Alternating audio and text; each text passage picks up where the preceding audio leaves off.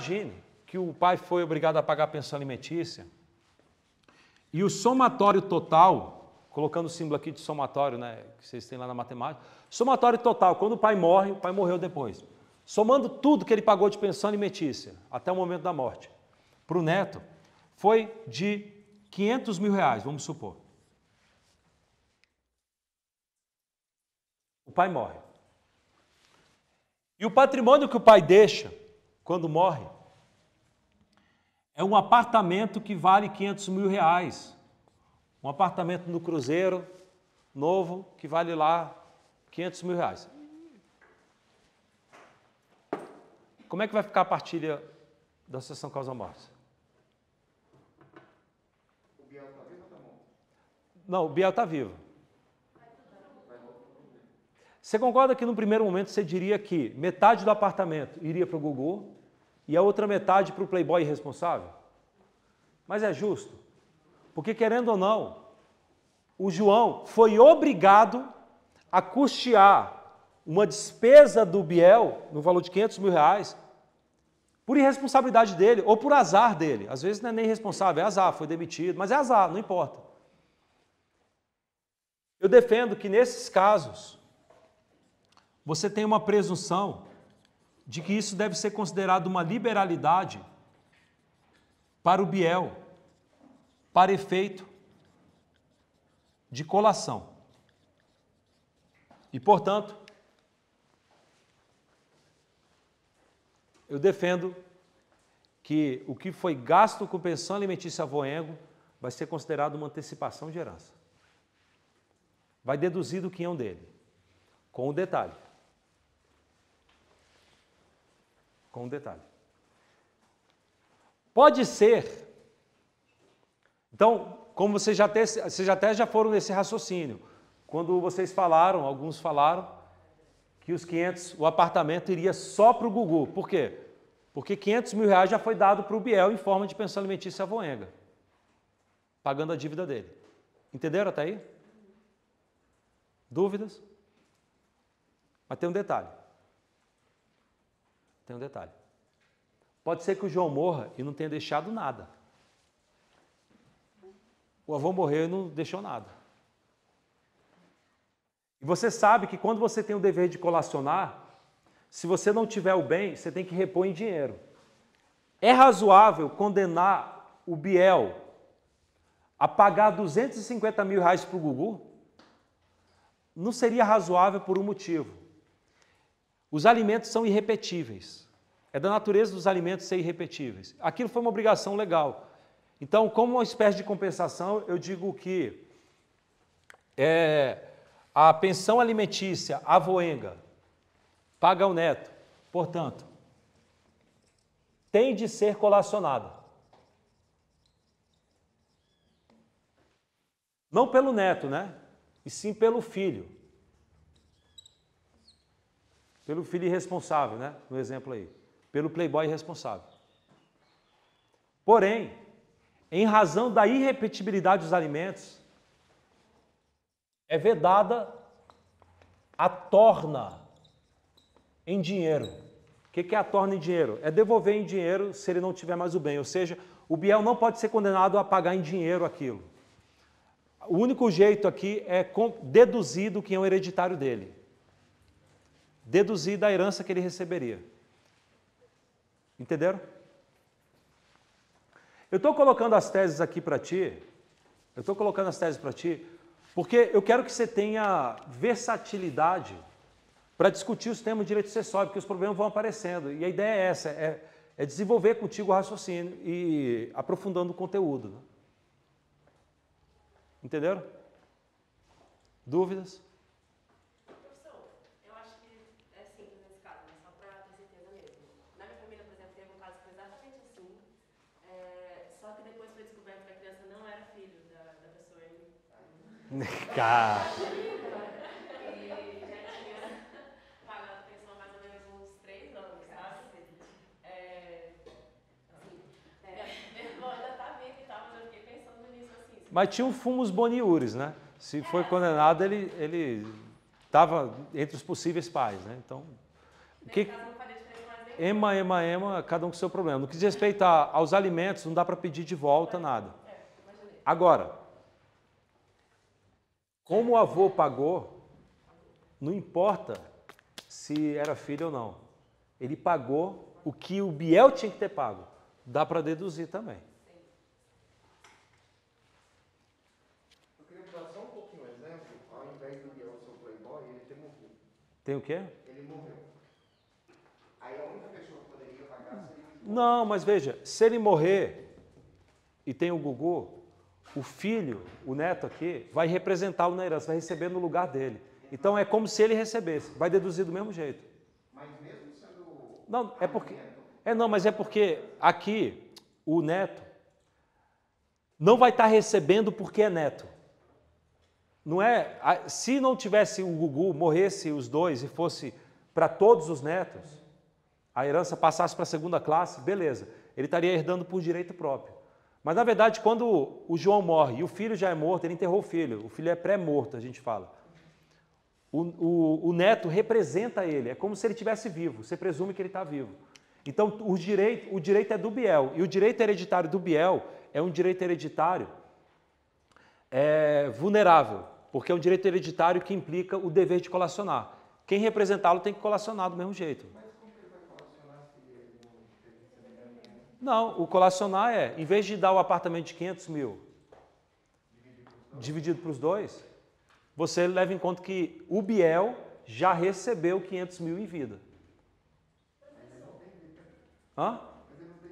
Não, em vida ele recebeu. Aí quando ele morre, o neto vai representá-lo. Não, mas é isso que eu estou falando. Digamos, por exemplo, a mulher ficou grávida do Biel e ele morreu. E aí ela entrou com ação direta com o João, porque não tinha como entrar com o Biel, porque... Ah, não, aí é diferente. É outro caso. Não, é diferente. Aí, não tem colação, porque foi depois da morte. Não, eu tinha entendido outra coisa, eu tinha entendido diferente. Eu tinha entendido que ele fez besteira a vida inteira, morreu, aí depois...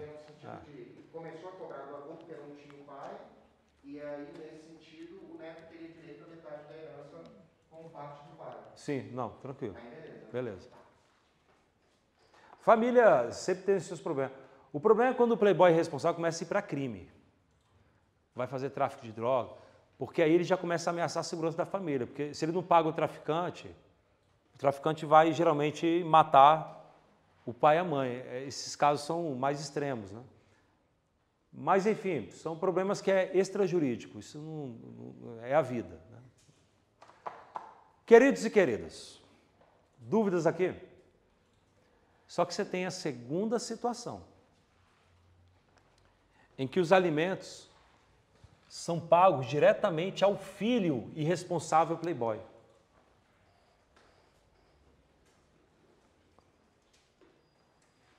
Agora são outros 500.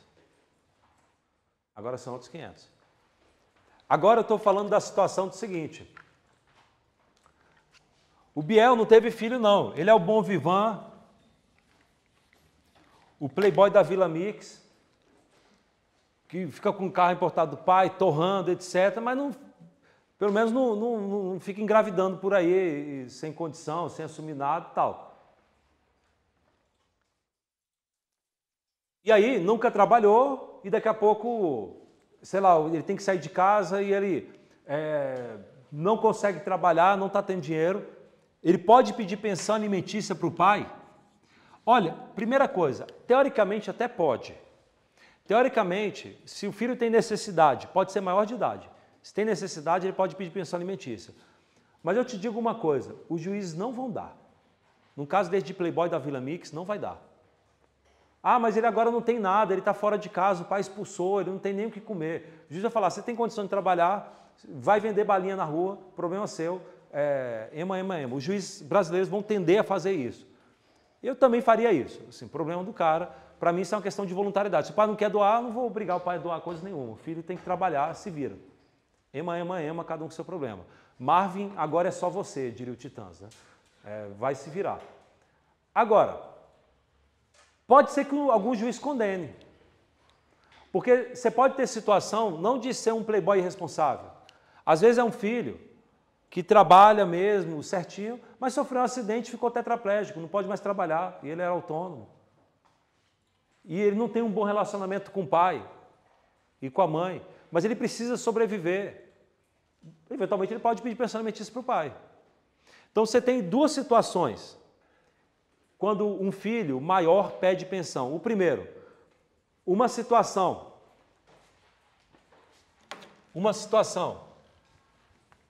em que o filho tem uma incapacidade laboral, ele não tem como trabalhar. Por quê? Porque é tetraplégico. Porque teve algum tipo de problema e não consegue. Ou você tem as demais situações, que é quando não tem incapacidade laboral. As demais situações é porque é o playboy da Vila Mix irresponsável, nunca estudou, nunca trabalhou, etc. Ou é o azarado também, foi demitido, é até esforçado, mas tem azar, sei lá. Bem, eu defendo o seguinte, também está aberto isso, porque é um assunto que não está, o legislador não disciplinou textualmente.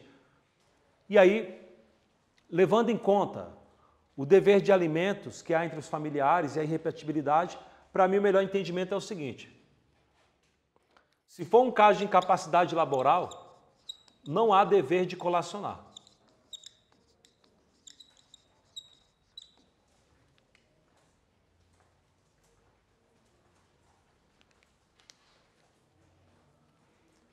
Por quê? Porque é questão de solidariedade, não teve responsabilidade do filho nenhum, foi azar da vida, ficou incapaz, não tem como trabalhar, faz parte do dever de solidariedade mesmo. Agora, nos demais casos, é o playboy da vida que nunca estudou e agora está pedindo pensão. Meu amigo, não tem lógica. Imagine que o pai gaste R$500 mil de pensão alimentícia com o Biel, diretamente com o Biel de pensão alimentícia, e morra. Não tem lógica.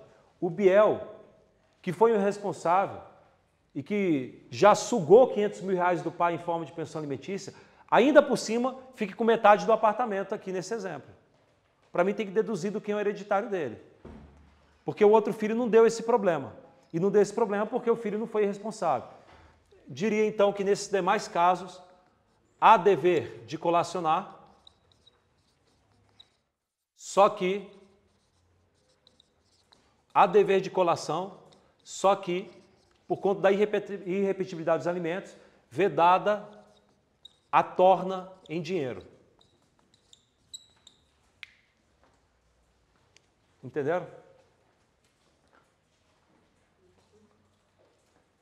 Esses assuntos de colação aqui são até assuntos que dá para tratar em trabalho de final de curso também e tal, porque tem muita... O direito sucessório, do ponto de vista acadêmico, ele ficou abandonado pela academia por muito tempo. Muito tempo. No direito civil, as pessoas ficaram estudando contratos, família também ficou abandonada um tempo, depois voltou pela transformação social, que de uma certa forma ocorreu pela própria dinâmica da história, da vida, e etc. A igualdade, por exemplo, efetiva entre homens e mulheres é uma coisa relativamente recente. A luta por esse tipo de igualdade é relativamente recente, mas que, de uma certa forma, decorre da mudança da sociedade. Decorre do fato de que as mulheres começaram a precisar ir para a ponta da lança também, no dia a dia, para conquistar, etc., por causa de vários motivos, né? E sem falar que a sociedade antiga tinha um opressor, a mulher, o homem vai sustentar, mas só que aí o homem vai espancava a mulher não tinha, fazia boletim, ia reclamar na delegacia, o delegado não dava atenção, quer dizer, você tinha muita forma de opressão na sociedade. Mas enfim, direito de família também começou a ser trabalhado muito e mudado de acordo com esse novo tipo de sociedade. Agora, direito sucessório ficou abandonado por muito tempo. Você vai pesquisar trabalho acadêmico e direito sucessório, pesquisa. Você vai encontrar muito pouco trabalho acadêmico comparado com direito de família, comparado com contrato. E ficou muito abandonado porque, de uma certa forma, direito sucessório é estável. Só que eu acho que a gente tem que começar a repensar algumas coisas. E tem surgido trabalhos acadêmicos novos em direito sucessório, eu acho que tem algumas coisas para mudar. Questões como essa de colação, por exemplo, dá para a gente começar a repensar também. herança digital que a gente mencionou. Então tem começado a surgir assuntos novos e é um campo, portanto, que convida trabalhos acadêmicos, né? Isso aqui, por exemplo, para mim é um exemplo. Eu acho que a autonomia da vontade é muito mais prestigiada numa sociedade atual e cada um tem que ser responsável pelo que faz. Se o cara é responsável playboy, no mínimo tem que deduzir da herança dele. A ideia é essa. Cada um faz o que quer, mas se der mal, arque com as consequências, né? As pessoas querem direitos, mas não querem deveres. As pessoas querem o bônus, mas não querem o ônus. Não, tem ônus também. A vida diz não também para você, não é só sim. Direito à felicidade. O José Fernando Simão, que é um dos maiores civilistas brasileiros, e também é bem direto assim na frase, ele até debochava, direito à felicidade. E o cara que quiser ser triste, não tem direito a ser triste? Não, direito à felicidade, isso na verdade é uma retórica, não existe direito à felicidade. A pessoa é feliz ou não se ela quiser. Agora, o direito não tem como garantir sorriso para todo mundo, porque o direito diz não para as pessoas também. O direito diz não. Não é tudo que você... tudo que dá na sua telha, o que você faz. Por exemplo, o próprio STJ negou o direito ao esquecimento. Ele negou o direito ao esquecimento. Eu até acho que em alguns casos é razoável o direito ao esquecimento. Mas como regra geral, isso tem que ser proibido mesmo. Mas em alguns casos é razoável. Por quê? Não dá, meu amigo. Tem coisa que você fez na vida, vai ficar. Vai te acompanhar o resto da vida. E não dá para pagar, porque isso tem interesse social. Então não dá para pagar. Lembro que quando eu passei na AGU, na época que eu era da AGU, quando você está para concurso, vira aquele negócio que você fica olhando toda hora na internet e tal. Eu nem olhava muito. Mas teve até um concurso que eu passei, eu achei que eu não tinha passado, nem estava olhando nada, e alguém que me falou, você passou, vai lá. Aí eu ia perder o concurso se não tivesse me avisado. Mas eu lembro que nesses fuxicos que rolam entre os candidatos, eu vi lá a publicação de um candidato que foi eliminado na fase de sindicância de vida pregressa. Quer dizer, o cara passou uma prova objetiva, prova oral, prova discursiva, chegou na sindicância de vida pregressa, cartão vermelho, foi reprovado. Eu fui googar, né? Eu tenho que saber, cara, o que o cara fez, cara. Não, cara, tem que ser uma coisa muito... O cara não passava na sindicância de vida pregressa, eu googlei o nome dele, fui lá no meu trabalho de perdigão. Aí acho lá que ele mais novo, 20 e poucos anos, acho que ele estava meio bêbado, era policial, era meio bêbado, num dia de farra, aí saiu de madrugada e deu um tiro para o alto. E a bala foi parar enterrado na cabeça de um bebê que estava dormindo no quinto andar. A bola foi transversal e matou o bebê. Aí ele acabou, que nem foi preso, teve um negócio lá no final das contas, mas ele estava envolvido. Assim, não sei o que aconteceu, que acrobacia que ele fez, que ele conseguiu se livrar de uma grande condenação. Aí quando passou para advogado da União, o pessoal, olha, tu fez isso no teu passado, eu sei que vocês fizeram no verão passado, cartão vermelho, você não tem a idoneidade moral para ser. A galera que queimou os índios, né? Não sei se vocês lembram, muito tempo na parada de ônibus. Ele acabou sendo nomeado e tal. Eu até digo assim que adolescente é muito burro, assim, em algumas situações em geral, tem quase a irresponsabilidade de uma criança de 2 anos, 3 anos e tal, que não entende nada. Mas tem que ser responsabilizado pelas coisas. O fato é, será que dá para ser policial quando fez isso? A questão não é nem se ele mudou, porque às vezes ele mudou mesmo. Ele falou, pô, aquilo foi um dia que eu estava bêbado, que besteira que eu fiz e tal. Sei lá, acho que quando eu tinha uns 6, 7 anos, a gente na escola, um dia a gente pegou um amigo, pô, que amigo, né? Mas queria fazer isso, a gente colocou ele dentro do carrinho do supermercado, colocou ele lá dentro e jogou ladeira abaixo. E a ladeira terminava com um meio-fio. Então ele foi, bateu no meio-fio, capotou, ele se machucou todo e a gente ficou rindo. Cara, que idiotice troglodita, paleolítica e juvenil. Mas assim, eu não tinha noção de que machucava, sei lá, eu olho assim a cabeça e falo, cara, tinha uns 8 anos, as pessoas brincavam assim, na minha infância o pessoal era meio briga de leãozinho, né? Briga de brincadeira assim. Mas tudo bem, a questão não é se o camarada mudou ou não, a questão é que para ser policial, alguns tipos de cargo público, você precisa ter uma reputação perante a sociedade, porque a sociedade confia em você. Alguns cargos são assim, policial é assim, magistrado é assim. Não dá para o magistrado ter feito tudo o que quiser na vida. Se ele fez coisa contrária ao que os bons costumes admitem, e bom costume é um conceito que varia, você pode criticar os bons costumes, mas ele existe. A sociedade precisa confiar no juiz. Se o juiz é muito doidão, não dá para o juiz. Por exemplo, o juiz ficar no TikTok com um tipo de perfil muito sensacionalista. Vai dar zebra. O CNJ até tem disciplina do CNJ, regulamento, falando do uso das redes sociais pelo juiz. Porque, querendo ou não, o juiz ele tem que parecer confiável de acordo com os bons costumes da sociedade. Ainda que você diga, mas é um costume arcaico, a pessoa faz o que quiser, dança no TikTok se quiser. Sim, eu acho que a pessoa tem que fazer o que quiser mesmo, mas a sociedade em geral não pensa assim ainda. Vamos esperar mudar. Entenderam? Diga. É só em relação a essa questão da vida pregressa, eu lembro que foi mais quando esses meninos fizeram isso, foi mais ou menos na época que eu passei na UNDEI, na primeira vez tinha muita discussão sobre isso, né? E no caso deles, eu entendo que foi correta a nomeação, porque foi algo que aconteceu, foi uma infração que eles cometeram quando eles eram menores. E o nosso sistema hoje diz que quando você sai de menor e vai para maior, em tese, a ficha ela é apagada. Então, se o sistema entende que deve ser dessa maneira, a gente tem que agir dessa maneira. Não tá certo que eles fizeram uma coisa que não deveriam fazer, mas o nosso sistema jurídico, ele confirma... Então, vamos lá, mas vamos lá, vamos testar e estressar o teu argumento. Um garoto com 16 anos tortura o pai, a mãe, mata, esquarteja e faz isso, na verdade, com várias famílias, 50 famílias. E depois ele foi preso e saiu da jaula. Dá para nomear para ser policial? Então não é bem assim, não é que o direito perdoa tudo. Mas é o que o nosso direito... Mais ou menos, o direito não é... Sindicante de vida pregressa não tem norma expressa. Então, assim, não é uma coisa assim, o nosso sistema diz isso, não diz nada, é aberto. O caso deles, por exemplo, eu pessoalmente até me inclinaria a dizer que eu daria uma chance e tal, pela infantilidade juvenil deles e tal. É porque assim, não é que...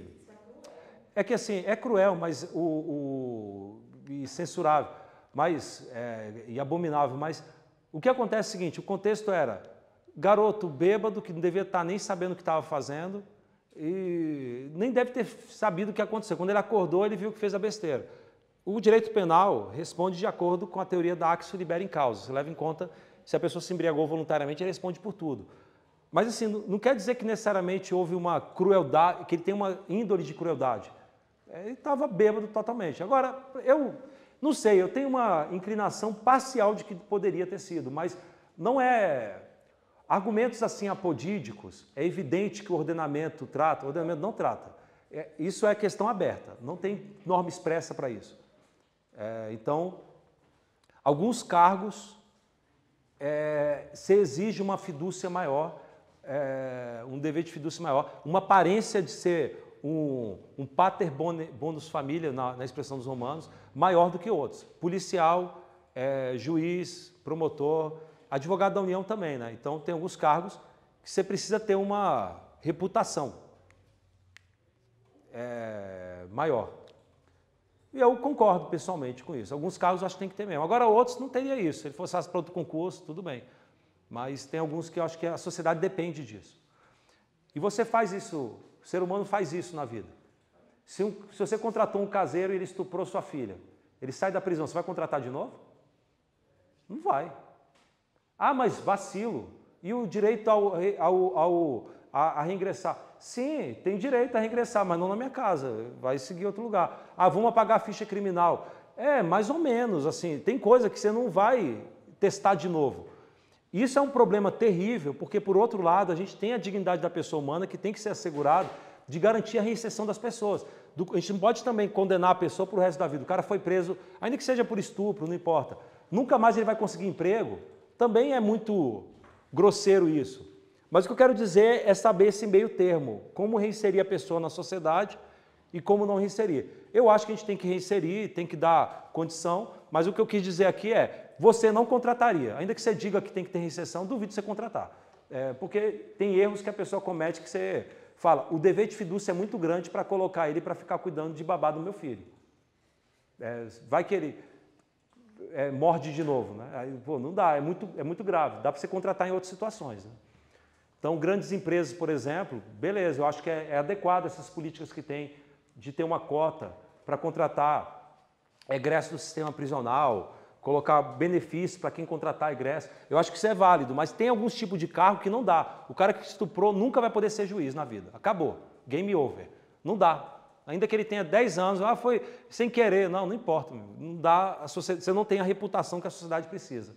De que a sociedade precisa. Para esse tipo de cargo, pode ser para outros. Queridos e queridas, voltando aqui. Veja, voltando, que para doar, a gente vai fazer um intervalo pequeno, de 5 minutos só, tá? Para a gente só beber uma água. Mas só para fechar o assunto. Para doar, você não precisa de consentimento de ninguém. Por quê? Porque tem o dever de colação. Aí o que o pai espertalhão pode fazer? O pai aqui, João, que tem um apartamento de 20 milhões no Leblon, e para doar para o filho, ele sabe que o filho vai ter que colacionar. O que ele faz? Vou vender. Se você vender o apartamento por 20 milhões, você concorda que não houve nenhum tipo de doação? Você concorda que o pai não ficou mais pobre? O pai apenas mobilizou o patrimônio. Ele tinha um patrimônio imóvel, virou móvel, dinheiro. Não tem nenhum tipo de liberalidade, não tem por que colacionar. Concorda? Só que o pai faz o seguinte, faz escritura pública de compra e venda, diz que vendeu por 20 milhões, diz que o filho pagou os 20 milhões, mas ele cruzou o dedo. É mentira. O filho não pagou nada. Ou então, ele vende o apartamento, que vale 20 milhões de reais, só que ele vende por R$1.000. É venda. Eu estou vendendo, não é de graça. R$1.000. Vende por um valor irrisório. Você concorda que esse tipo de venda a preço de banana ou sem pagamento do preço é uma espécie de simulação para burlar o regime sucessório de proteção à legítima? Para poder fiscalizar esse negócio, para poder fiscalizar se o pai está vendendo mesmo a preço de mercado, é que o legislador, no artigo 496, exige o consentimento dos filhos, dos outros filhos. É esse o motivo. A finalidade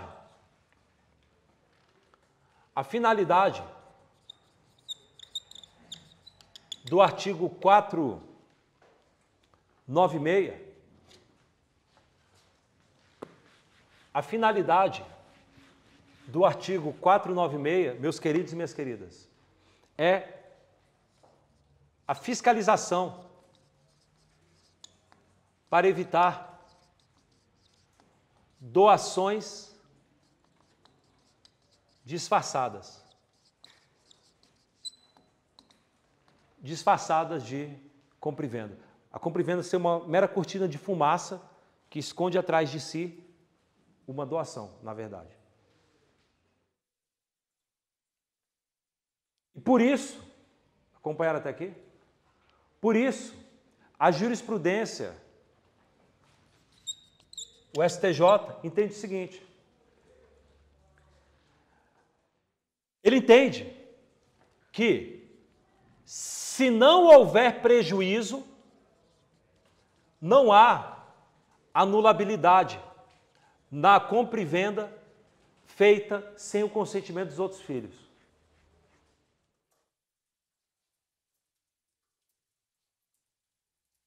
Por esse motivo.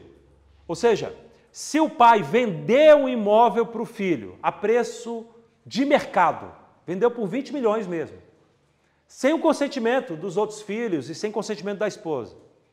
Porque o consentimento é tanto da esposa como dos filhos. Mas foi a preço de mercado? Não houve prejuízo, ele não ficou mais pobre. Não houve nenhuma ameaça à legítima dos herdeiros. Não há invalidade. Agora, se o pai tiver vendido a preço de banana, aí tem invalidade. Aí é válido. E a validade é para efeito de não poder pedir a colação, ou seja, é basicamente essa ideia. Entenderam? Eu fugi um pouco aqui do início da vocação, porque eu acho que esse assunto merecia tratamento agora. E eu, antes do intervalo de 5 minutos só para a gente poder beber uma água e voltar, eu queria só deixar o seguinte. Na prática, eu vou trazer algumas malandragens, que não é que você tem que fazer e nem deve fazer, nenhum tipo de malandragem deve fazer. Quando eu falo de malandragens, não é convite à malandragem, é para você saber disso e ir contra, quando for o caso, né? Ou você identificar, porque às vezes você é o prejudicado, você sabe como é que as malandragens são feitas. É que nem o livro que você tem que ler antes de se formar, pelo amor de Deus, que é o livro do Arthur Schopenhauer, de Como Vencer um Debate. Você tem que saber as técnicas de retórica para poder utilizar contra os camaradas que usam essas técnicas de retórica. Você tem vários argumentos de retórica que são utilizados. Geralmente, em ambiente mais intelectualizado, não tem muito espaço argumento de retórica. Argumento ad hominem, argumentos, falácia do espantalho. Falácia do espantalho, por exemplo, é muito usual. Nas redes sociais, no parlamento também é utilizado, em discurso político. Porque, por exemplo, chega lá o camarada e vai num assunto polêmico. Ele vai lá e fala, eu acho que não deveria ter cota para negro. Pronto, como é que você faz? Aí ele vai e fundamenta. Eu acho que deveria ser só para negro de baixa renda. Porque o negro de alta renda, em tese, ele teria condição de estudar e custear e tudo mais. Vamos só para o de baixa renda. Bem, no momento que você vai e toca nesse assunto, colocando uma mudança, uma forma que é utilizada às vezes de argumento, que é um argumento, por exemplo, chamado de falácia de espantalho. Você faz o seguinte, você cria um espantalho, você coloca na boca do cara um argumento que ele não falou e sai atacando aquele argumento. Então você vai lá e diz, olha, ele está dizendo que não se deve admitir cota em hipótese alguma. Na verdade, ele não falou cota alguma, ele falou em situação de negro, de alta renda, né? O negro muito rico.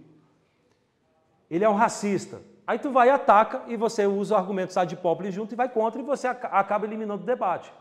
Não é argumento honesto. Esse tipo de argumento honesto, inclusive que, na minha visão, esse tipo de abuso de retórica houve muito na história e a minha visão é que acabou despertando o radicalismo de outro lado. A gente vive uma espiral de radicalismo porque radicais usam esse tipo de argumento. Aí tem um outro grupo radical, fica de um lado um cortejando Pinochet e outro cortejando Fidel Castro. Aí fica uma situação louca, vai dar briga, uma hora daqui a pouco dá guerra. Porque vira dois radicais, o mundo não é assim. Mas é bom você saber disso, porque se você usa, por exemplo, isso em tribunal, lembro de uma vez no STF que um advogado começou a usar esse tipo de argumento. Foi um advogado ou foi outro ministro? Aí eu lembro que um dos ministros, nem vou citar o nome para não ter, mas ele chegou e falou, não fica usando essas técnicas aqui não, vamos para o argumento. Aí o cara acordou, ó, você está no meio intelectualizado, de debate de pessoal mais ordeiro que sabe dessas técnicas. Não fica usando essa técnica, porque técnica de retórica é para você ganhar debate sem ter razão, sem debater o assunto. É para você atropelar a pessoa. Isso é usado mais em discurso popular e etc. E tem um custo. Tem um custo porque isso gera radicalismo também. Então você tem que ser honesto no debate. Só para terminar o assunto, tá? Eu sou pessoalmente favorável à cota. E o objetivo que a STF colocou não é se é rico ou é pobre, não é cota social. É, na verdade, para colorir, vamos dizer assim, os ambientes para a gente poder ter uma sociedade mais igualitária e tal. Então, foi essa a finalidade que foi colocada. Mas eu só trouxe um assunto polêmico para você entender que você tem que sair da faculdade com esses argumentos sempre na ponta da língua, porque você vai se deparar com isso a todo momento, tudo que é tipo de debate. Você vai debater direito sucessório, aí você vai defender, sei lá, que tem que acabar com a legítima. Aí tem gente que às vezes usa argumento de retórica para tentar ganhar. E você tem que desqualificar o camarada, entendeu? É importante. Você tem que sair do curso sabendo isso. Mas eu termino dizendo, na prática, né? Na prática, é bom você conhecer as malandragens para você poder ir contra. O que as pessoas fazem? Primeiro, fazem doações ocultas. Então, na prática, o pai, em vez de doar o dinheiro, deixando rastros e notificando todo mundo, ele faz de forma oculta. Saca o dinheiro e vai entregando para o filho na mão mesmo. Vai pagando contas do filho, sem deixar rastro bancário.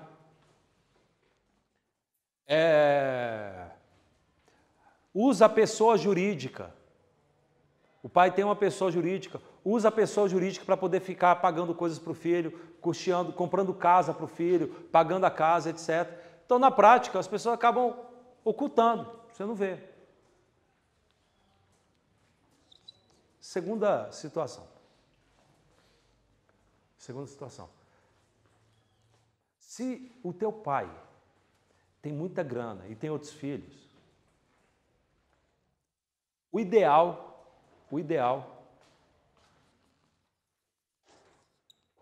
é você garantir logo a parte que lhe cabe nesse latifúndio. Como assim? É claro que você não vai fazer isso. Se eu tivesse filho, por exemplo, eu não vou doar nada para o filho. Como eu falei para vocês, a minha visão é, eu pago tudo para estudar, mas você não vai ter nada. Assim. Se tu não estudar, tu vai se dar mal, eu não tenho pena. Eu tenho esse tipo de frieza. Se o cara se dá mal, eu não tenho pena. Se o cara é malandro, eu não tenho pena. Eu tenho pena do cara que é esforçado e tal. Mas não teria a menor pena. Assim. Então, beleza, mas as pessoas não são assim e tal. O que você faz então? Se o filho for aquele filho mercenário que quer sugar o pai, faz chantagem emocional para sugar tudo do pai. É melhor teu pai te doar logo. Sabe por quê? Se teu pai faz uma doação com dispensa de colação, então teu pai tem lá um patrimônio de R$1 milhão. Você faz teu pai te dar logo um apartamento de 500 mil, com dispensa de colação. Sabe por quê? Porque a dispensa de colação leva em conta o momento da doação. Significa que empobrecimento posterior do pai, porque teu pai pode te doar, porque ele está, ainda mais quando é empresário, empresário é uma figura muito própria, é uma montanha russa. Às vezes o cara está lá na situação de riqueza plena, a céu de brigadeiro, ganhando dinheiro até não poder mais. Às vezes a empresa começa a se dar mal, virou todo endividado, o cara está lá querendo se matar. Pega o momento em que está a céu de brigadeiro, a vida patrimonial do seu pai, que está tudo bem, teu pai te doa metade, dispensa de colação, beleza. Se teu pai depois se der mal, quebrar, ficar sem dinheiro nenhum e morrer endividado, você já recebeu sua parte, você não tem que colacionar, e o seu irmão vai ficar chupando o dedo. Repito, eu estou falando de prática, mas repito, isso é censurável, não é o correto, é eticamente errado e tudo mais. Mas é bom você saber disso para você, como vacina, atacar situações que vierem contra você nesse sentido. Já que a gente está falando da prática, e no caso, por exemplo, quando o pai ou a mãe tende a colocar, em outro casamento, né, tenta colocar todos os bens no nome do cônjuge, para não, teoricamente, né, ter que deixar as coisas para os filhos, ou algo assim. Isso acontece muito, especialmente quando o pai tem lá 70 anos, aí tem os filhos lá que já tem 40, os filhos já são adultos, 40 anos, tudo marmanjão já, 40 anos. E o pai vai e encontra um novo amor, né? Um novo amor de 30 anos de idade, a novinha que casou com o vovô. Que as pessoas costumam rotular, falar que é pelo interesse do dinheiro, mas não necessariamente, o amor não tem idade. Às vezes o vovô tem um papo legal, tem outros motivos, o amor não é só dinheiro, né? Em alguns casos. Né? Mas eu dizia, e aí os filhos, o grande medo dos filhos é aquela novinha de 30 anos, que é mais nova até que os filhos, acaba ficando com o patrimônio do vovô. Primeira proteção, a lei fala que o regime é da separação legal de bens, mas o fato de ser regime de separação legal não impede doações, é pacífico. Então, o vovô pode ir. A novinha, inclusive a novinha tem que fazer isso, porque ela não está muito protegida. Se o vovô morrer, a novinha não vai dividir a herança com os filhos do cara, não. Ela vai ficar sem nada de herança. O máximo que ela vai ter é o direito real de habitação sobre o imóvel da família. Pode ser uma casa do Lago Sul, ela vai ficar com o direito real de habitação. Só que ela não vai conseguir manter-se lá. Porque só a casa, se você mora num apartamento de 15 milhões, 20 milhões, só a taxa de condomínio e IPTU te exige, no mínimo, que você tenha 10 mil reais só para pagar essas despesas. Então, ela não vai conseguir ficar lá, ela vai acabar sendo engolida. Então, você tem que garantir doação com o vovô. Assim, a questão, não é nem questão de mercenário, nada disso. É o regime jurídico, você tem que fazer o cara te doar a coisa. E aí a pergunta que você fez caminha um pouco para isso, porque a primeira coisa é, ele pode fazer doação? Bem, ele pode doar metade do patrimônio com dispensa de colação. Então, ele pode pegar e fazer a doação de metade do patrimônio para a novinha. E a outra metade? Bem, no momento que ele fez a doação, você leva em conta o momento da doação. Foi feito? Vale? Foi. Depois disso, o vovô começa a torrar o patrimônio com a novinha, que são espécies de doações ocultas. Então, começa a fazer doações ocultas, comprando bem, sei lá, no nome da mãe da mulher, porque se você doar para a sogra, então o vovô começa a doar para a sogra, a mãe da novinha, que é a esposa dele. Faz doação para a sogra e a sogra depois fala que vai repassar ou coisa do tipo. A sogra não vai repassar, né? Mas se repassar, as pessoas tentam ocultar, você vai fazendo isso, vai dilapidando o patrimônio. Isso acontece, e em tese não, vai ser muito difícil, você tem que comprovar que aquilo era em benefício da filha, e é difícil. Então, na vida real, você não consegue muito derrubar essas doações ocultas. Na vida real é isso. Você não consegue. Monta empresa, e ele que paga a empresa da novinha. Então, metade ele doou, a outra metade, ele monta uma empresa lá de moda. A novinha tem perfil no Facebook, no Instagram, vendendo produtos de maquiagem. Ele vai custeia toda a empresa dela. São doações diretas e ela vai criando renda também e tal. Então, em princípio, a vida real é muito difícil. Na vida real, quando você é chamado como advogado para tentar desfazer esse tipo de doação, você não consegue em 80% dos casos, porque não tem pegadas. E você tem que provar para o juiz. Né? Tudo bem? Queridos e queridas, vamos só beber uma água, são 10h30, a gente volta 10h36, 10h35, 5 minutos só para vocês beberem uma água e a gente voltar. A ideia nossa é sempre ir direto para sair mais cedo, mas eu acabei me trazendo um copo d'água, preciso beber uma coisinha. Já voltamos.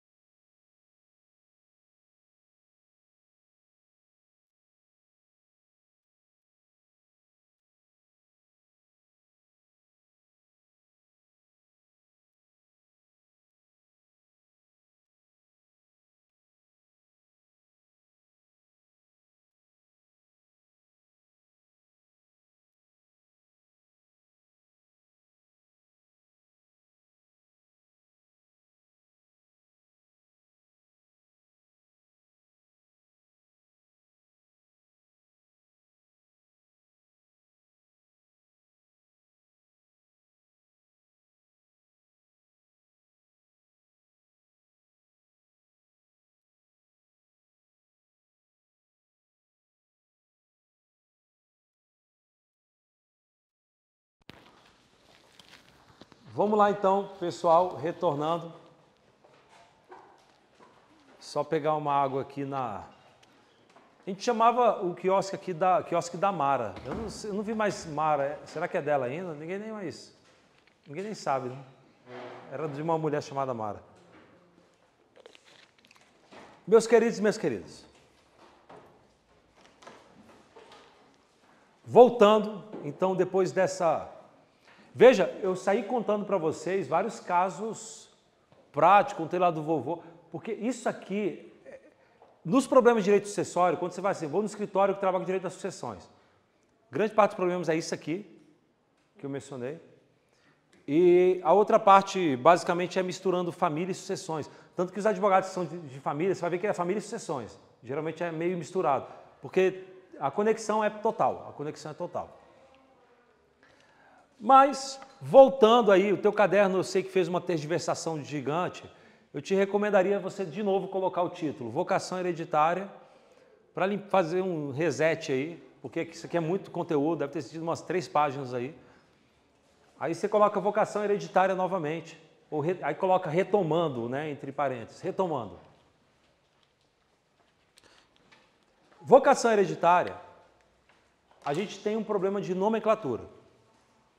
Eu ainda vou falar que é vocação hereditária. Alguns vão chamar de legitimação sucessória. Alguns doutrinadores chamam assim. Não me parece adequado. Primeiro porque o Código Civil não usou essa nomenclatura. Vamos lá, tranquilo. Primeiro porque o Código Civil não usou essa nomenclatura. E segundo, meus queridos e minhas queridas, que essa nomenclatura acaba confundindo com outra. E uma regra básica de taxonomia é a classificação de coisas, né? A regra básica de taxonomia é que você tem que evitar duplicidades de termos. Gera confusão.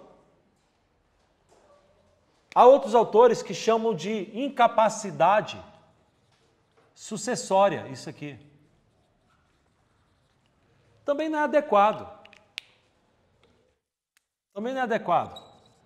Primeiro porque o Código Civil não usou incapacidade sucessória. Ou capacidade sucessória, incapacidade ou capacidade sucessória. O Código Civil não usou isso. E segundo, que esse termo acaba confundindo com o conceito de incapacidade. Incapacidade de fato ou jurídica.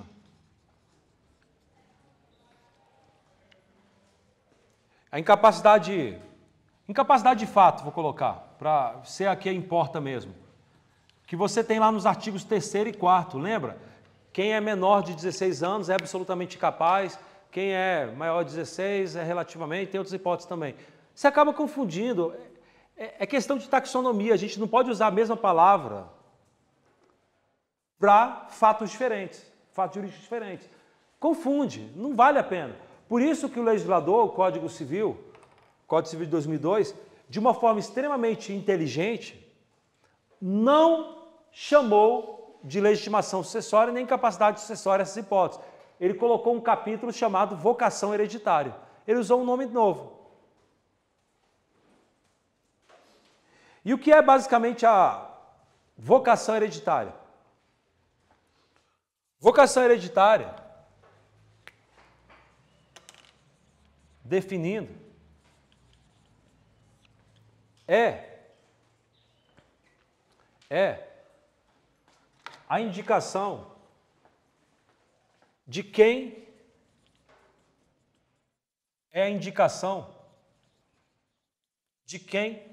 pode ser sucessor. Mortis causa.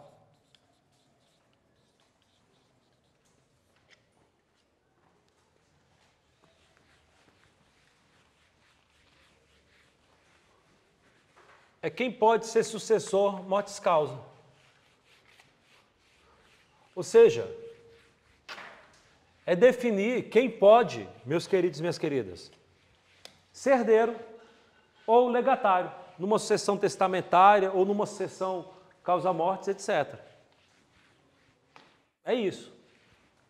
Quem que eu posso beneficiar? Eu fiz a pergunta, né? Posso indicar como vocacionado para a herança o futuro filho de um botafoguense chamado Arthur no ano 3000, no próximo milênio? Eu faço testamento falando, quero deixar, o patrimônio é meu, faço o que eu quero. Eu quero deixar esse imóvel para um filho de um futuro botafoguense chamado Arthur no ano 3000. Posso fazer um testamento com isso? Não, não posso. Porque eu não posso beneficiar alguém que nem nasceu do próximo milênio. Porque o nosso direito coloca limite. Ah, mas eu sou dono, faço o que eu quero. Meu querido, em direito das coisas, você lembra dos poderes inerentes à propriedade. Você tem o ius, o tende, o direito de usar. Você tem o ius fruendi, que é o direito de fruir. Mas você também tem o chamado ius abutendi, não é? Que é o direito de abusar.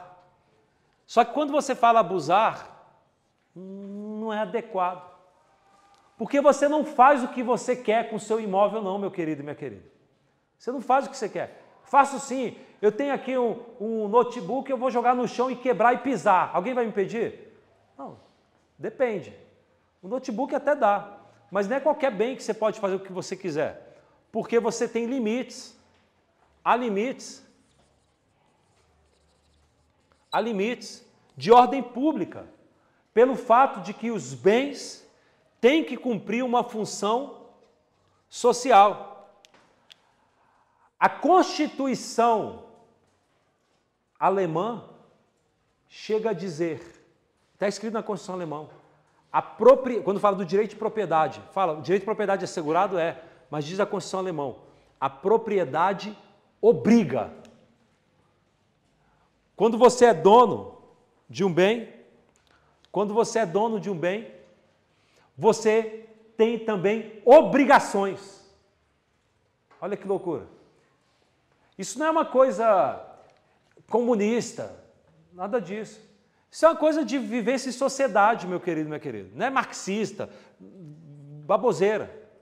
Estados Unidos, por exemplo, se você é dono de um imóvel e neva, por exemplo, você tem o dever de limpar a neve que acumulou na frente do seu jardim.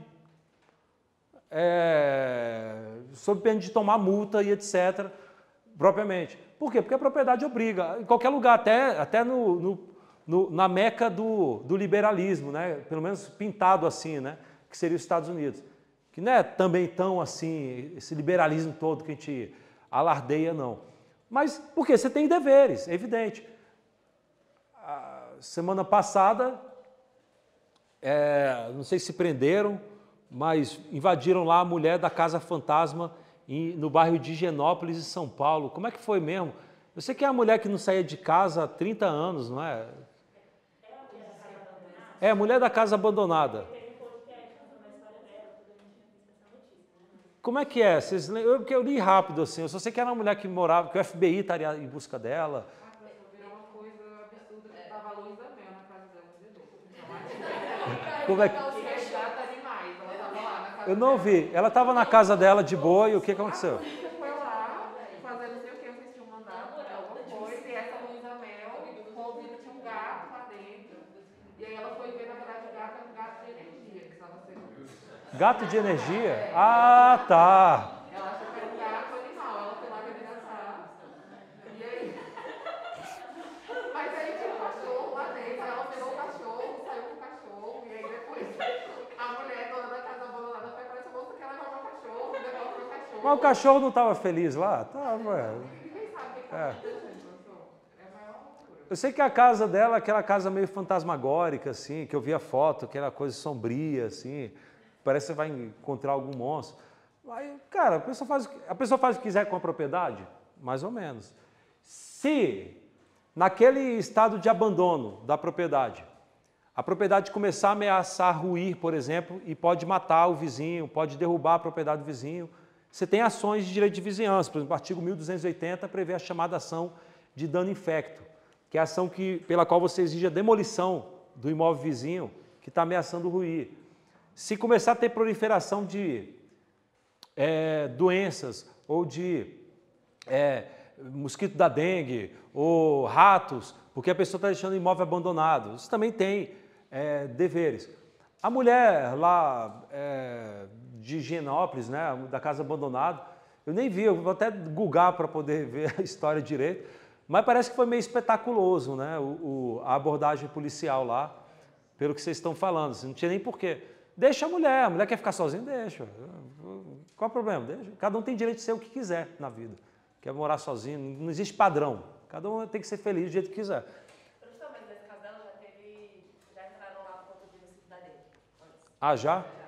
Não, aí sim. Qual que é? Mosquito da dengue. Aí tem que entrar mesmo, né? Porque começa a ter foco de doença e tudo mais, assim. Muitos vizinhos falam que a casa passando lá é um cheiro horroroso. O cheiro, se começar a entrar na casa dos demais, é uma externalidade negativa, né, que a gente usa na economia. Aí já pode entrar lá e colocar um desodorante lá, um cheiro, limpar. Aí já pode exigir. Porque você pode fazer o que quiser desde que não ameace os demais. E detalhe, você também tem deveres. A Constituição alemã é brilhante quando diz a propriedade obriga. Não tem nada a ver com marxismo. Marxismo é a negação da propriedade. É você nem ter propriedade. É todo mundo ter a propriedade igual, coletivização total da propriedade. São outros 500. Não tem nada a ver com a vida. Inclusive, quem quiser aprofundar esse assunto de propriedade, vale muito a pena você ler o Código Civil chinês. O Código Civil chinês foi editado tem pouco tempo. Foi em 2017, 18, não lembro. Tem pouco tempo que o Código Civil chinês foi editado. E ele tem muita inspiração no direito ocidental, especialmente no Código Civil alemão. Mas quando você chega na parte de propriedade, você tem um regime de propriedade interessante. Porque é uma mistura de propriedade liberal, propriedade privada do Ocidente, com mistura de propriedade coletivista, assim, para o pessoal, os chineses que estão lá no dia a dia, né? É interessante estudar. O pessoal costuma citar a China, né, como um exemplo de país vigoroso economicamente, que cresce, mas há algo podre do reino da Dinamarca. Assim, você tem um custo alto para produzir riqueza para isso, de liberdade propriamente dos indivíduos. Assim. Por exemplo, no discurso acadêmico aqui, vocês devem ter tido disciplinas, se não tiveram aqui, talvez no mestrado, dependendo da linha que você for estudar, tem textos, por exemplo, que o pessoal discute temas extremamente complexos, como, por exemplo, tem um artigo, não lembro o título do artigo, eu li, mas foi uma das disciplinas, de uns antropólogos que estavam falando de uma tribo indígena no Brasil que tem uma prática de assassinar o membro que ficar incapaz. Então, se o cara ficar com problema de incapacidade e tal, eles vão e assassinam. E aí tem gente que defende que o Código Penal não se aplicaria para aquela tribo indígena, porque o cara poderia matar. Tem que respeitar o costume deles. A Coreia do Norte, então, também tem que se respeitar os campos de concentração que tem lá. Porque, assim, a Coreia do Norte tem que entender o seguinte, direito internacional público não existe. Tem um autor genial, que é um autor, inclusive, ele é bem mais de esquerda. Eu lembro do sobrenome dele, Deleuze. Eu não sei se é com 2 T's e tal, mas é genial, um dos caras mais inteligentes que eu já... Sensacional. E é mais de esquerda, assim, não é que é esquerda marxista. Tem uma ideologia um pouco mais de esquerda. Mas ele é genial, ele tem um livro que é chamado Abecedário de alguma coisa. É que eu não lembro, porque assim, eu não dou aula dessas matérias. Assim, eu comento porque acho que é importante para as ideias de pensamento você ter consigo. E ele, basicamente, lá começa, nesse abecedário, falar de vários temas. E um dos temas que ele fala, por exemplo, é direitos humanos. E ele diz, textualmente, direitos humanos é bobagem. Direitos humanos não existe. O que existe é jurisprudência. Você tem que tomar cuidado com essa afirmação dele. Ele não está em nenhum momento falando que você tem que acabar com os direitos humanos, todo mundo virar selvagem, todo mundo pode matar todo mundo, desrespeitar o direito das minorias, desrespeitar a dignidade das pessoas. Não é isso. O que ele quer dizer é o seguinte, é que na vida real, uma coisa é o discurso bonito, esteticamente sofisticado, de respeitar direitos humanos, etc. Stalin, quando matava milhões de pessoas, Stalin fazia o discurso, eu já vi o discurso dele no YouTube mesmo, tem lá, eu já vi, vendo lá certinho, ele falava, estou libertando vocês da opressão do capital, e estou levando vocês à liberdade. E matou mais que o Hitler. É gangster do mesmo jeito, mas no discurso é uma coisa. Invasão na Ucrânia é operação especial para desnazificar a Ucrânia. Será que é mesmo? A intenção é essa? É porque tem nazista e quer tirar nazista? Será que é essa a intenção? No final das contas, todo mundo, no campo do direito nacional público, sempre as vestes que são colocadas para atos de opressão são vestes encantadoras do ponto de vista discursivo. Eu estou libertando você do opressor, mas na verdade está causando os problemas. Então, assim, não tem. O que o Deleuze diz é: direitos humanos não existe um catálogo de direitos humanos abstrato. O que existe é jurisprudência. O que existe são decisões nos casos concretos. E isso tem conexão um pouco com as teorias críticas do direito, que falam que o direito, Roberto Lira Filho tem a frase clássica dele, o direito não é, mas ele se faz. Quer dizer, o direito ele é fruto de uma conquista histórica, de brigas, etc. E é isso mesmo, não existe nada pré-definido, um catálogo de direitos. Você vai conquistando e por jurisprudência fazendo as coisas. A sociedade é dinâmica assim mesmo. Mas, enfim, vale a pena você guardar consigo essas notícias, porque você vai lidar com isso durante a vida. E vocês são os responsáveis, cada geração constrói o seu ambiente, vocês têm um dever, especialmente vocês que estão fazendo direito, vocês têm uma responsabilidade da sociedade de construir uma sociedade normativamente justa e igual, e você tem que saber qual que é a regra do jogo, né? Cada geração tem seu papel na história, né? Mas voltando então aqui dessa tergiversação, vamos voltar aqui. Vocação hereditária decorre daquela ideia de que você não pode fazer o que quiser com a propriedade. Não existe um ius abutendi. Você não faz o que quer com a propriedade. Você tem limites. Inclusive do ponto de vista sucessório. Só que do ponto de vista sucessório tem uma coisa adicional. O direito, por conta da função social, o direito não prestigia,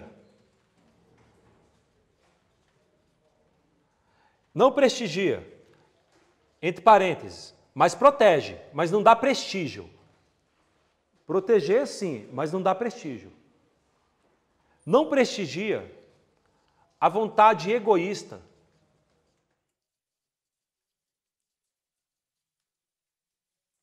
de quem já morreu. Meu amigo, como diz o ditado popular, a fila anda. Não tem porquê um camarada que morreu lá no século XIX, não tem porquê a vontade dele, que ele manifestou em vida, ficar guiando a nossa vida agora no século XX, XXI. Passou. Morreu. Tchau, meu amigo. Game over. É outra geração que vai seguir. O direito não prestigia em razão da função social, ele protege até em algumas situações, com limites, como, por exemplo, um testamento. Você faz o testamento, você pode dispor do bem. Quando eu morrer, eu quero que aconteça isso, eu quero que o meu bem vá para fulano. Sim, mas você não pode fazer o que quiser. Tem limites. Tem limites exatamente porque, em nome da função social da propriedade,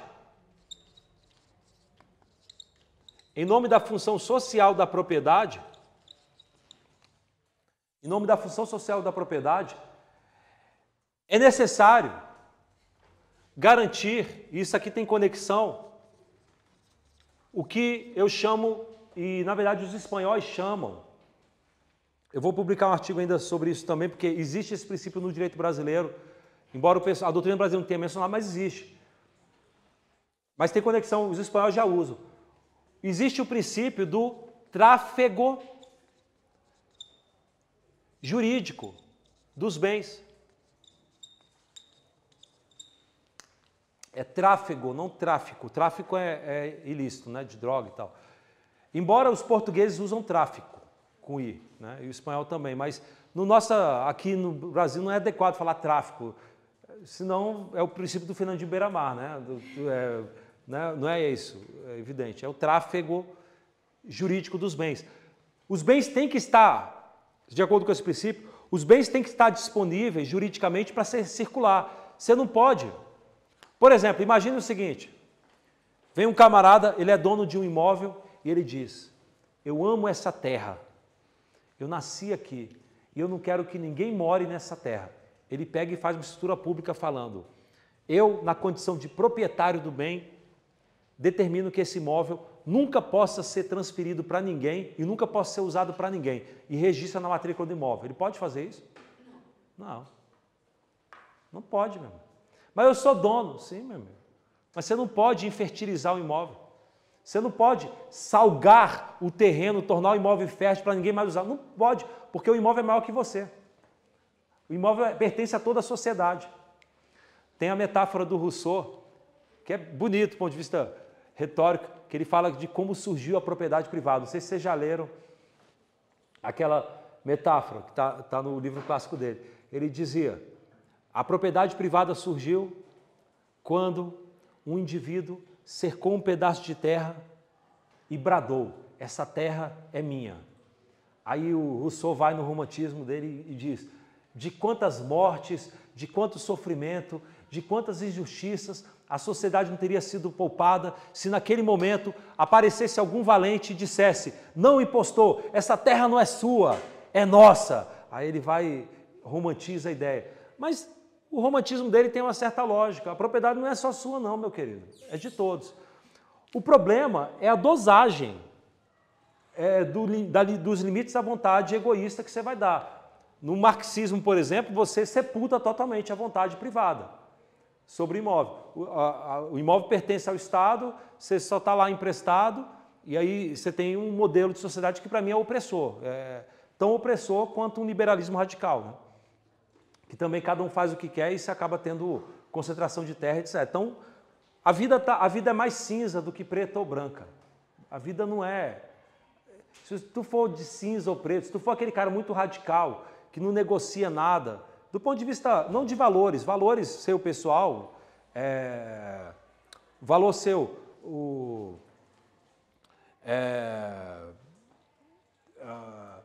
pessoais teus, ou espirituais, religiosos, isso aí você não tem que negociar mesmo, mas é seu. Agora, no que diz respeito à sociedade, na metáfora lá do... Eu não lembro qual foi o filósofo, foi o Tomás de Aquino, ou foi o outro que ele falava da cidade de Deus e a cidade dos homens. Eu não sou filósofo, então esqueci. Mas eu lembro que eu tinha lido, acho que enfim, mas ele fala que você tem a cidade de Deus e a cidade dos homens. Na cidade de Deus, que é você com a sua crença religiosa, ou com o seu... Você pode ser preto ou branco, inclusive você tem que ser personalidade mesmo, ter valores e tal. Mas no que diz respeito à sociedade, você como advogado, como jurista, como legislador, você tem que entender que a sociedade tem diferentes visões de vida, você tem que acomodar todo mundo, a sociedade é de todos. E a propriedade privada do mesmo jeito, a propriedade tem que circular, você não pode prestigiar a vontade de um cara egoísta. E por isso, o nosso direito tem limites. Há limites à propriedade, à vontade individual, no que diz respeito, inclusive, a direito sucessório. Bem, aqui a gente tem decorrências disso. Eu vou voltar na próxima aula nisso. Não acabou a aula não, tá? Quando falo na próxima aula é só porque eu vou fechar esse assunto, deixar para falar depois e vou continuar lá. Mas a gente vai falar na próxima aula, que eu coloco aqui como exemplo, existe que não seria um princípio, seria mais uma regra, que é uma regra da vedação à predestinação da cadeia dominial. A gente vai falar na próxima aula. Inclusive, vocês me lembram, se eu eventualmente não falar, mas eu vou falar. Se não for. Mas, porque tem exceções a esse princípio. Mas, como regra geral, eu pergunto, eu estou aqui, ano de 2022, tenho um imóvel, eu poderia fazer um testamento ou fazer algum negócio jurídico dizendo o seguinte: deixo o meu apartamento para o meu filho, João, e quando o meu filho morrer, eu quero que esse apartamento vá para o meu neto, o neto primogênito. E quando o meu neto primogênito morrer, eu quero que o imóvel seja passado agora para o primogênito do melhor amigo do meu neto. E depois, e eu vou fazendo essa especulação de futurologia, predestinando a transmissão da propriedade até o ano 3000. Então chega lá no ano 3000, eu digo, no ano 3000 eu quero que a propriedade passe para a criança que venceu um concurso de monografia sobre como melhorar o mundo. E eu vou inventando especulações, ideias e regras objetivas para determinar quem vai ficar com o imóvel. Eu posso predestinar quem vai ser o dono do imóvel em várias gerações? Não. Por quê? Meu amigo, do ponto de vista da liberdade e autonomia privada, você até tem liberdade, mas você não faz o que quer, porque a propriedade tem que circular. Tua geração passou, meu querido. Tchau. É outra geração agora que vai tocar o mundo. Até para os filhos, né? O Khalil Gibran tem um livro e ele fica dando recomendações e ele fala: seus filhos não são seus filhos. O cara tem um filho, ele acha que o filho é propriedade dele. Seus filhos não são seus filhos, são filhos e filhas da ânsia da vida. Vieram através de ti, mas não de ti. Podeis dar-lhe seu amor, mas não seus pensamentos, porque ele tem seus próprios pensamentos. Seus filhos são como a flecha que é disparada e que toma rumo próprio, que não pode mais ser controlado pelo arqueiro. Aí dando a entender, e que não volta atrás, dando a entender que cada geração tem sua vida. Isso também vale para a propriedade. A propriedade vai seguir, então a propriedade tem que seguir livre, para as outras gerações construir o que quiserem. Mas, meus queridos e minhas queridas, a vocação hereditária no Brasil tem limites. E tem limites exatamente por conta desses fundamentos principiológicos que, como você já viu, vai além do direito sucessório. E qual é a regra para a vocação hereditária? Ou seja, quem é que pode, então, ser beneficiado numa vocação, numa sucessão casual? Quem pode ser herdeiro potencialmente ou não? Quem tem a vocação para ser herdeiro do ponto de vista jurídico ou não? Bem, o Código Civil não é tão sistemático assim não, como deveria. Mas as regras principais que você tem sobre vocação hereditária vão estar nos artigos 1798 e seguintes. São as regras principais.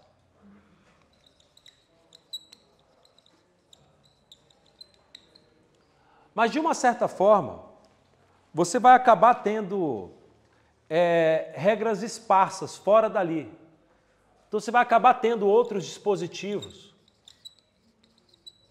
que vão acabar tratando também de vocação hereditária, embora não tenha sido geograficamente colocada pelo legislador no capítulo da vocação hereditária.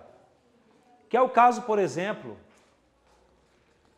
do artigo 1959, acho que é 1959 e seguintes, que fala de substituição fideicomissária. O artigo 1959 e seguintes.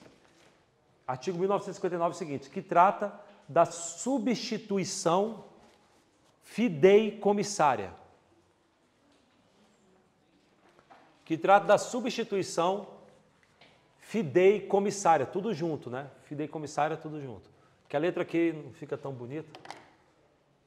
Então, você vai acabar tendo regras que vão estar espaçadas. E, além disso, você também tem, quando você fala desses outros dispositivos, você também tem, como exemplo, dispositivos que tratam de exclusão da sucessão. Que aí eu vou colocar uma interrogação, porque a gente vai tratar disso depois. Mas você tem hipótese em que a pessoa é excluída da sucessão. E eu coloco interrogação por quê? Porque a discussão é se isso é um tema de vocação hereditária ou não. Me parece que o melhor entendimento é que não é. Que, na verdade, uma coisa é você ter vocação para ser herança, outra coisa é você ser expulso. Ali são hipóteses que a gente exclui. Por exemplo, parricídio. A filha assassinou o pai. A filha tem vocação hereditária. Ela pode ser herdeira. Testamentária é legítimo.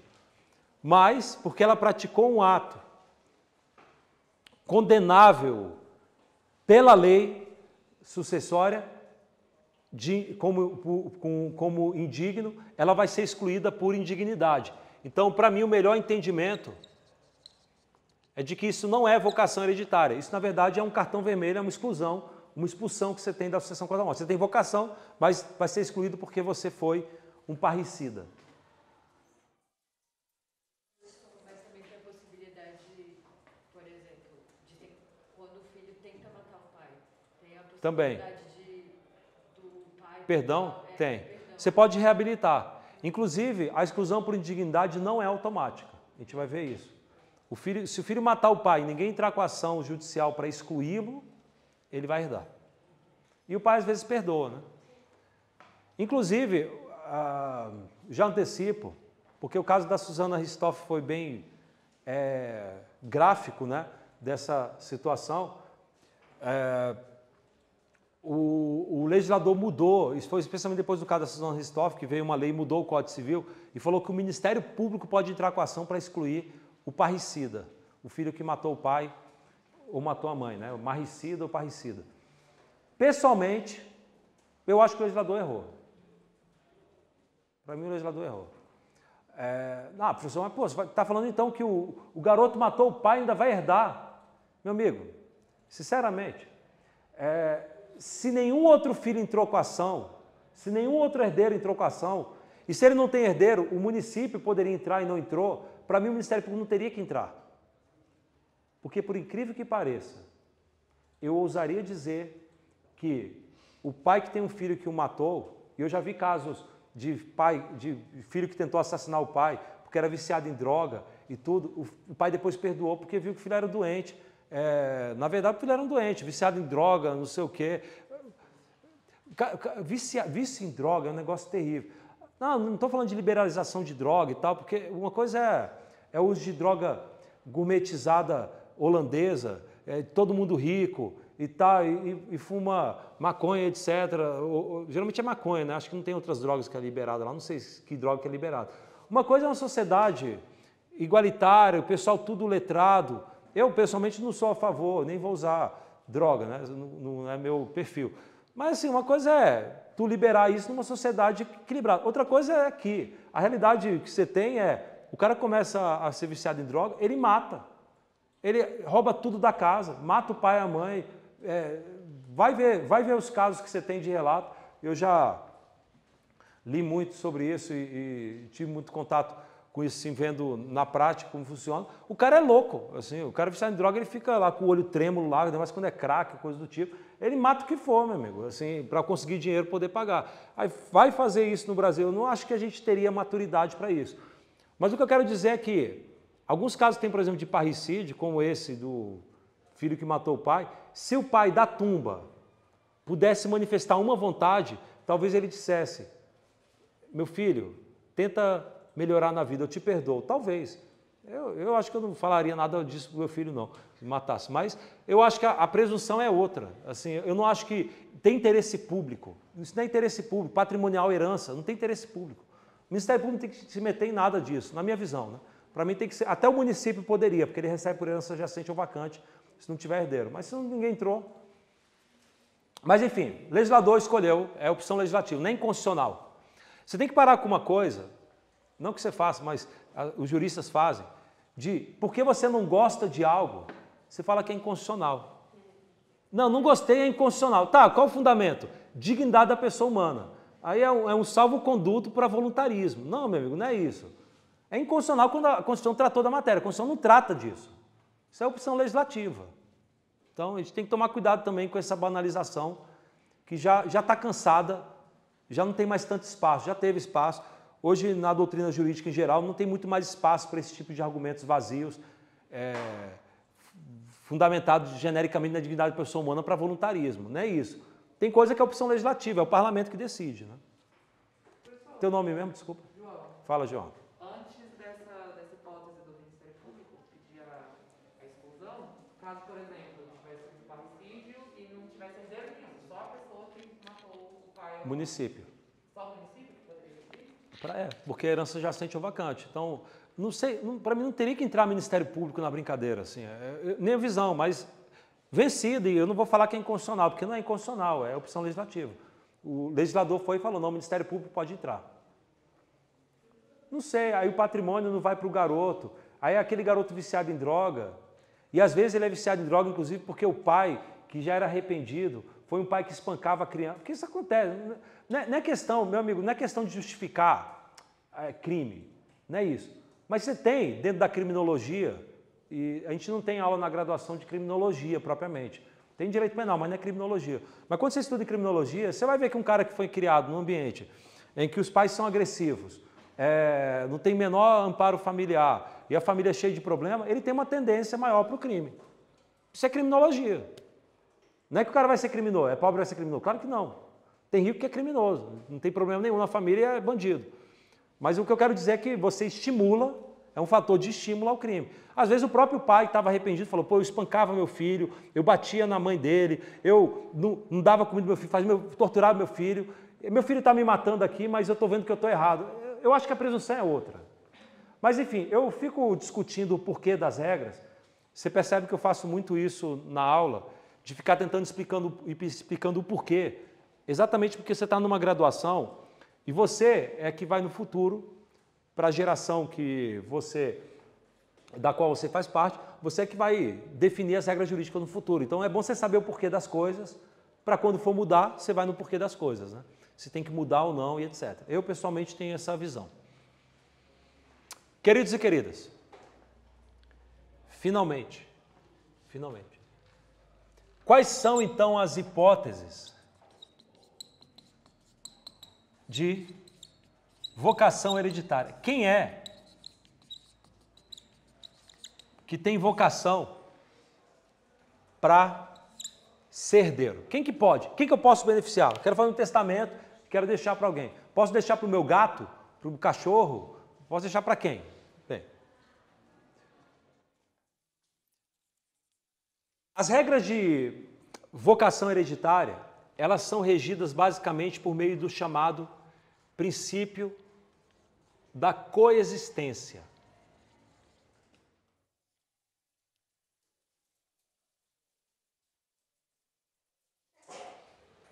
Que é o seguinte, o princípio da coexistência estabelece que pode ser sucessor causa-mortis ou mortis-causa, pode ser sucessor mortis-causa quem coexista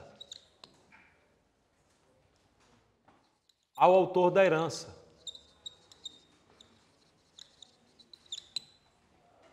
Ou quem coexistia, vou colocar assim, quem coexistia ao autor da herança no momento da abertura da sucessão. O que é a abertura da sucessão? A abertura da sucessão é como se fosse a abertura dos jogos. É quando dá o tiro de largada para começar a correr. É o momento em que inicia a transmissão causa-mortes. No Brasil e na maior parte dos países do mundo, a abertura da sucessão se dá com a morte. Mas, dependendo de um ou outro lugar, pode se estabelecer outra regra. Você pode fazer uma transmissão, por exemplo, não sei se é assim, tá? Não sei se é assim, mas pode ser, eventualmente em países religiosos, por exemplo, na Malásia, em Kuala Lumpur, isso eu sei porque vi, nos documentos de identidade da pessoa, aparece lá em vermelho, se é muçulmano ou não.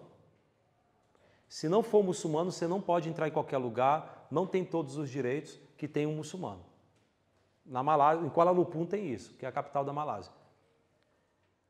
Eventualmente, pode acontecer, dependendo do país mais radical, dizendo, se você se apostatar da fé muçulmana ou se apostatar da outra fé que tem, você é considerado um morto civil e vai abrir a sucessão causa-morte. Sua herança, você perde seus bens e vai transmitir para os herdeiros. Não conheço nenhum país que estabeleça isso, mas poderia, porque o que eu quero dizer é que o conceito de abertura da sucessão não se confunde com morte. Morte, na verdade, é o marco que nós escolhemos para ser o momento da largada, da transmissão causa-morte. Mas não necessariamente vai ser isso em todas as histórias. Você pode mudar isso dependendo da situação. Por exemplo, talvez lá no regime nazista lá da vida, não vi esse tipo de mudança, porque nem precisava de mudança jurídica para isso, né? Mas se você for judeu, tem abertura da sucessão só pelo fato de você ser judeu, sei lá. Depende, você pode estabelecer outros marcos. Só estou dizendo isso em tese, com o objetivo de mostrar que o conceito não é igual à morte. É apenas uma escolha que nós temos, entenderam ou não? Então, só para terminar, pode ser herdeiro todo mundo que estava vivo no momento da abertura da sucessão. Meu pai morreu, eu estou vivo, eu posso participar da sucessão causa-morte. Essa é a regra geral. Diga. Professor, e aquele caso, não sei se você viu, da dona da Pernambucanas, que tem um patrimônio de quase 2 bilhões de reais, que ela está em coma há uns 6 anos já, e aí tem uma galera brigando, e assim, ela tinha botado uma pessoa no testamento, e aí uma pessoa que vivia com ela falou, não, eu tenho direito também, porque eu coexistia, eu morava na mesma casa, enfim. Mas aí, então, já brigando pelas questões sucessórias, ela ainda não faleceu, né? Mas esse estado de coma ele pode ser considerado assim?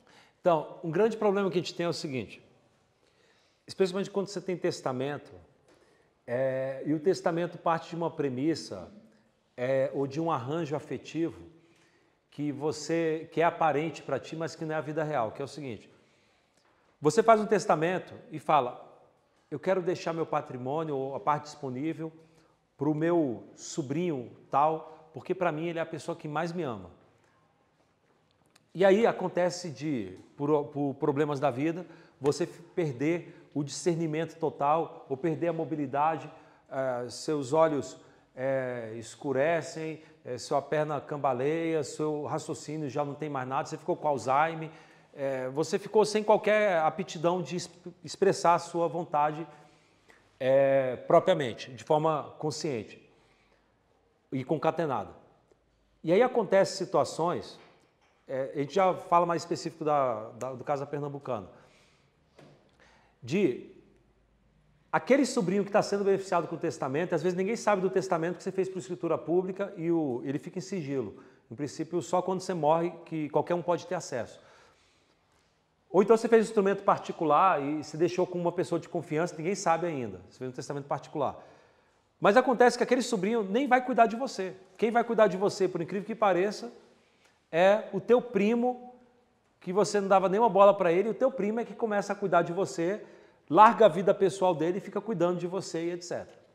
Bem, quando você tem a situação dos vulneráveis, quem são vulneráveis? São os incapazes e também pessoas com deficiência. Pessoas com deficiência física, e aí física inclua mental ou física propriamente dita, que lhe subtraia a capacidade de manifestar a vontade de forma adequada e também de concretizar a sua vontade, se deslocar, etc. Pessoas vulneráveis, pessoas vulneráveis, até vou colocar o pessoas, a gente costuma colocar sempre pessoas e não só substantivar o adjetivo, por uma questão retórica, mas que eu acho que é importante para tentar amenizar realçar a situação de dignidade da pessoa humana que tem que estar por trás. É horrível quando você lê normas do século XIX, até início do século XX, quando falava de pessoas com deficiência, falava os inválidos. Até livros de direito penal, vocês devem ter pego uns livros de direito penal antigos, Nelson Gria, sei lá, às vezes fala o aleijão, o inválido, o defeituoso. É muito agressivo e tinha na legislação esse tipo de expressão, que é evidente que não é bom porque ela passa uma ideia... O linguajar é importante também, vamos dizer assim, para a inclusão. Mas então, quando você fala de pessoas vulneráveis, o nosso ordenamento trata isso dentro do direito de família, pelo menos a capitulação no Código Civil é direito de família. Eu entendo que está errado, deveria ter sido tratado na parte geral do Código Civil. Mas trata de institutos de amparo à pessoa. Essa linguajar instituto de amparo é mais usada pela literatura latino-americana, hispânica. Os brasileiros não usam muito, mas no nosso manual a gente usa. Acho que a gente é o primeiro manual a usar essa nomenclatura, que para mim é mais didática, que é a cópia dos hispânicos. Porque todos os institutos que nós temos, que o direito civil tem para proteger pessoas vulneráveis, tudo faz parte de uma origem comum, que são os institutos de amparo. E quais são os institutos de amparo? Se o problema é menoridade, nós temos o poder familiar, como regra geral. Então, se é uma criança, não pode exprimir a vontade, quem é que cuida dela? Quem é que tem o dever de cuidar dela e dar um amparo? Os pais, se tiverem o poder familiar. Mas se ela for órfã, ou se os pais perderam o poder familiar, porque é o pai que espanca a criança, o pai é louco, vida louca, etc. Aí você tem famílias substitutas. Aí você tem a tutela, você também tem a guarda. Aí a adoção vira poder familiar, porque é o pai adotivo, poder familiar.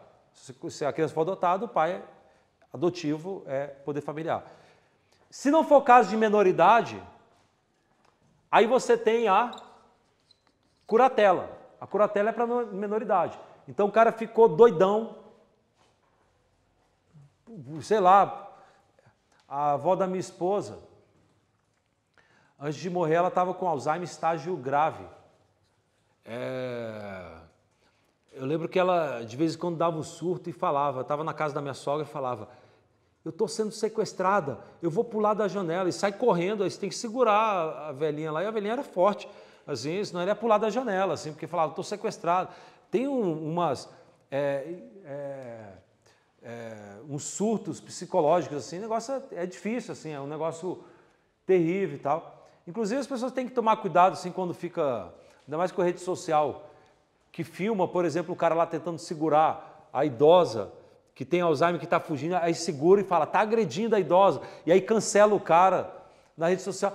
Vai lá ver, às vezes é a situação que você precisa segurar mesmo. Se tu soltar, vai lá para o buraco. A sociedade tem que tomar cuidado com isso. A rede social tem um tipo de cultura de justiçamento. Justiça é diferente de justiçamento. Incrível, assim, né? O último caso aí foi do... Cara, eu sou muito revista Caras, né? Fofoqueiro, mas é o caso aí do... Qual o nome do ator lá? Eu esqueci o nome dele. Não sei se nem esse ator, mas enfim. Que ele tem 70 e poucos anos, 80 anos, sei lá. E estava dando entrevista sem a máscara. Aí a mulher dele foi e chegou e falou, vem cá, põe a máscara aqui. Não vai dar entrevista coisa nenhuma. E puxou ele. Vocês viram? Qual que é o nome dele? Estênio Garcia. Aí o pessoal foi e viralizou, falando que a mulher é agressiva, agressão idosa. Meu amigo, isso é marido e mulher, meu. A mulher está cuidando do cara, é o estilo deles, assim. Aí depois a mulher, ele foi e fez um vídeo mal educado xingando todo mundo que falou mal da esposa. Falou, não, ela está cuidando de mim e tal. Mas enfim, não dá para ficar entrando muito no mérito. O fato é, quando a pessoa fica... Qual é o seu nome mesmo? Você fez a pergunta? Mariana. Quando a pessoa fica em vulnerabilidade, nós temos esses institutos principais. O último deles, que é... Vou segurar a palavra. Que é a tomada de decisão apoiada. Agora eu libero a palavra. Que é um romantismo litero-poético recreativo, fruto de um delírio do legislador que só piorou a vida das pessoas, mal feito. Indigência técnica quando fez isso. E no Senado até houve tentativa de tentar mostrar que isso aqui era uma bobagem, que estavam fazendo uma cópia mal feita do direito italiano. Isso foi um ato absolutamente de indigência técnica, jurídica. Aí criaram essa figura, esse monstrengo, tomar decisão apoiada. Só burocratizou, só causa confusão, só gera problema. Mas dentro de um romantismo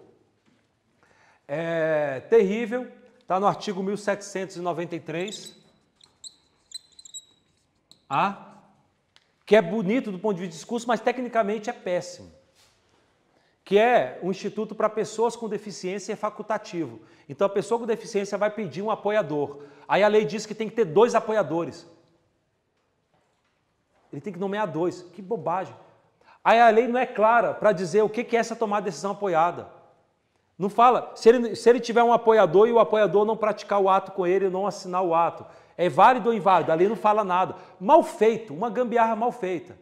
Mas que, na verdade, para tentar salvar... porque, assim, às vezes o legislador faz besteira, aí cabe a doutrina tentar salvar, limpar a lambança que foi feita. Na verdade, isso aqui, a tomada de decisão apoiada, que é facultativa, deve ser tida como um sucessor do que foi revogado, porque eles revogaram, da curatela da pessoa com deficiência física. A pessoa com deficiência física, ela não é incapaz, ela tem discernimento. Não é porque o cara está tetraplégico que ele não pode exprimir a vontade. Ele exprime, ele tem o raciocínio perfeito. O problema é que ele não consegue sair de casa e ir lá no banco porque ele é tetraplégico, não se movimenta, ele depende de pessoas carregarem ele e tal. Ele perde a mobilidade, você perde a liberdade sem a mobilidade. E aí, antigamente, o Código Civil, no artigo 1780, previa que essa pessoa que é capaz poderia pedir para o juiz nomear um curador para cuidar das coisas dele. Ah, professor, mas ele podia fazer uma procuração. Sim, mas a procuração é um problema, porque você tem que chamar o tabelião para vir na sua casa, para ele poder fazer a procuração, só que você tem que ter poderes específicos, e a todo momento pode surgir uma necessidade nova, e aí ele não vai ter poder específico. Então, para facilitar a vida deles, curatela de pessoa com deficiência. Como se falava de deficiente físico e tal, o Estatuto da Pessoa com Deficiência, que é um monumento, o Estatuto da Pessoa com Deficiência é um monumento legislativo, é uma das melhores normas que nós tivemos, como a Lei Maria da Penha, são algumas leis historicamente relevantes. Mas, na parte que alterou o Código Civil, foi ato de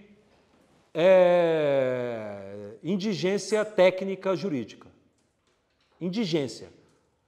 Tirou a proteção das pessoas com deficiência e burocratizou, porque não ouviram os técnicos. Lá no caso, por exemplo, teve até... É porque tinha...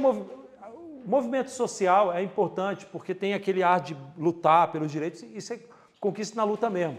Só que você tem um efeito colateral, porque às vezes o cara que é muito militante, às vezes ele fica tão tapado que não ouve, que ele está atirando no próprio pé. Você tem que também ser técnico, você tem que ser militante, mas técnico. E o pessoal não quis ouvir quando falaram que tinha problema técnico, aí falaram, isso aí é um preconceituoso também, sai daqui.